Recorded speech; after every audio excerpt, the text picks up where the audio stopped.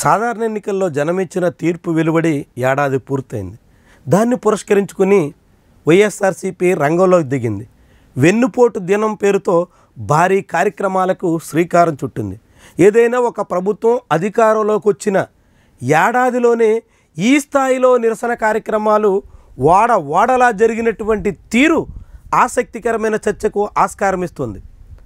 ఆంధ్రప్రదేశ్ రాష్ట్ర వ్యాప్తంగా 175 అసెంబ్లీ నియోజకవర్గాల పరిధిలోనూ వైఎస్ఆర్సీపీ శ్రేణులు కదం తొక్కాయని చెప్పొచ్చు. ప్రతి చోట వేల మంది కార్యకర్తలు రోడ్డు మీదకి వచ్చి ఆందోళన వ్యక్తం చేశారు. సగటున ఒక్కొక్క నియోజకవర్గంలో 1000 మంది చొప్పున ఈ నిరసనలో పాల్గొన్నారు అని అంచనా వేస్తే దాదాపు 1,50,000 మంది రాష్ట్ర వ్యాప్తంగా ఒకే రోజు రోడ్డెక్కినటువంటి తీరు అత్యంత కీలకమైనటువంటి అంశం. ఎందుకంటే ప్రభుత్వం గద్దెనెక్కి ఏడాది గడుస్తున్నటువంటి తరుణంలోనే ఇచ్చిన హామీలకు వెన్నుపోటు పొడిచారు, ప్రజలను నమ్మించి వంచిచ్చారు అంటూ విపక్షం నిరసనలకు పూనుకుంటే ఆ పార్టీ కార్యకర్తలైనా ఇంత పెద్ద సంఖ్యలో రోడ్డెక్కి ధర్నాలకు ర్యాలీలకు పూనుకోవడం అన్నది చాలా ప్రాధాన్యతతో కూడుకున్నటువంటి వ్యవహారం.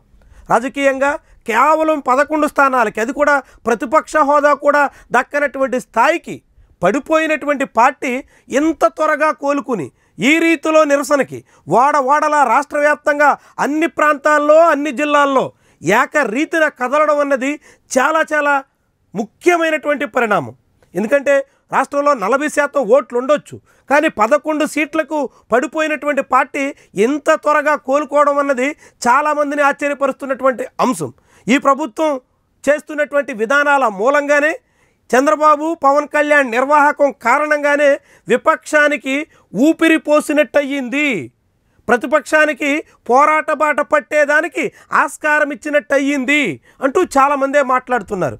కారణాలు ఏమైనప్పటికీ కూడా విపక్షం మీద అనేక రకాల ఒత్తిళ్లు ఉన్నప్పటికీ, వివిధ రూపాల్లో కేసులు సహా అనేక నిర్బంధాలు ఎదుర్కొంటున్నప్పటికీ విపక్షం ఇలాంటి పెద్ద స్థాయిలో కార్యాచరణకి పూనుకోవడం అన్నది ఆంధ్రప్రదేశ్ రాజకీయాల్లో ఒక ముఖ్యమైనటువంటి ఘట్టంగా మనం భావించాల్సి ఉంటుంది. భవిష్యత్తులోనే త్వరలోనే స్థానిక ఎన్నికలకు రంగం సిద్ధమవుతున్నటువంటి తరుణంలో విపక్షం ఈ రీతిలో కాలు దువ్వుతుంటే అధికార పక్షం ఈ వ్యవహారాల్ని చాలా జాగ్రత్తగా పరిశీలించాల్సి ఉంటుంది. తమ హామీలని ఎక్కువ కాలం అమలు చేయకుండా ఈ రీతిన సాగితే ప్రజల్లో వచ్చేటానికి తిరుగుబాటు ఏ మాదిరి ఉంటుందో ఈరోజు విపక్ష ధర్నాల కార్యక్రమం సందర్భంగా వెన్నుపోటు దినం పేరుతో సాగించినటువంటి కార్యక్రమం సాక్షిగా వెల్లడైనట్టుగా ప్రభుత్వం గుర్తించాలి.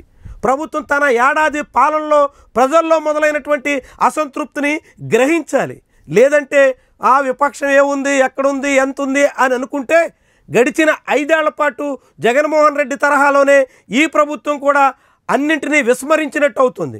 ప్రజాగ్రహాన్ని పట్టించుకోకపోతే ఆ పెళ్ళుబికేటువంటి ఆగ్రహ జ్వాలలకు ప్రభుత్వం ఇబ్బంది పడాల్సిన పరిస్థితి వస్తుంది. కాబట్టి విపక్షం ఇంత వేగంగా కోలుకుని ఈ రీతిన ధర్నాలకు పూనుకుని ఇంత పెద్ద స్థాయిలో జనాన్ని కదిలించడం అన్నది అత్యంత కీలకమైనటువంటి ఘట్టం. జగన్మోహన్ రెడ్డి ఎక్కడికి వెళితే అక్కడ పెద్ద స్థాయిలో జనం రావడం ఒక భాగమైతే, జగన్మోహన్ రెడ్డి పిలుపు అందుకుని ఇన్ని వేల మంది 1,50,000 మంది పైగా ఒకే రోజు రాష్ట్ర వ్యాప్తంగా నిరసనలకు పూనుకోవడం అన్నది మరొక ప్రధానమైనటువంటి అంశం. ఇది రాష్ట్రంలో మారుతున్న రాజకీయానికి సంకేతంగాను, ప్రభుత్వ విధానాల పట్ల అసంతృప్తికి తార్కాణంగాను భావించాల్సిన పరిస్థితి వస్తోంది.